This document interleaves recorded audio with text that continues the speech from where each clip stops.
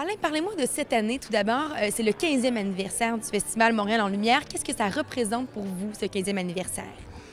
Bien, c'est une étape parce que depuis 2 ans qu'on est revenu dans le quartier des spectacles, là où le festival est né, il y a eu une croissance incroyable, mais aussi une augmentation de toutes les activités gratuites qu'on peut offrir et de comment on peut faire interagir les différentes composantes du festival, que ce soit la gastronomie, les arts, la lumière.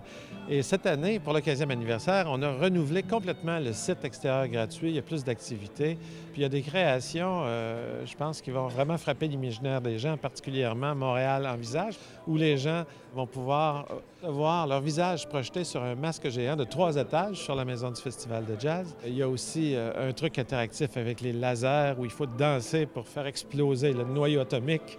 Il y a évidemment la scène belle avec des spectacles, les VJ, DJ. On a aménagé un immeuble temporaire qui reproduit un peu l'esprit des arrière-cours de Montréal. Ça s'appelle la cour RBC. Et on va aller dans les containers qui construisent les murs. Ça va devenir des appartements. On aura là un lieu de rendez-vous qui va être à la fois un lounge, il va y avoir des spectacles. J'ai envie de vous demander, qu'est-ce qui a changé en 15 ans à Montréal en Lumière? Mais j'ai comme un petit feeling que l'interactivité a beaucoup évolué depuis le début du festival. Est-ce que ça se peut? Montréal en Lumière veut devenir un laboratoire, une vitrine pour nos créateurs d'événements lumineux interactifs. Au niveau international, l'objectif, c'est pour 2017 qu'on soit un peu le théâtre d'une rencontre internationale. Ce qui est important pour nous, c'est d'être un festival urbain. La première année, il y avait un symposium de lumière déjà avec des artistes créateurs. On était les premiers à faire des projections sur les édifices. Est-ce qu'il y a des défis de faire un festival l'hiver? Parce que j'ai parlé avec beaucoup d'artistes. Pour eux, c'est quand même un beau défi. Moi, je suis particulièrement fier de voir comment on a réussi à faire relever le défi par les Montréalais qui viennent participer au-delà d'1 million de participants dans tous les volets puis à la Nuit blanche.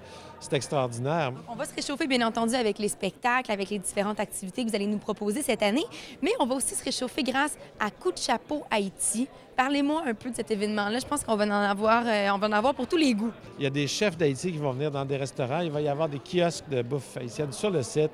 Un tap-tap, c'est-à-dire comme les autobus peinturés qu'on voit à Haïti avec le rhum Barbancourt. Il va y avoir une expo photo Haïti, un kiosque d'information touristique. Donc, ça va apporter un peu de chaleur à l'événement. En terminant, Alain, qu'est-ce que je vous souhaite pour cette 15e édition de Montréal en Lumière? Du beau temps. Merci beaucoup. Merci.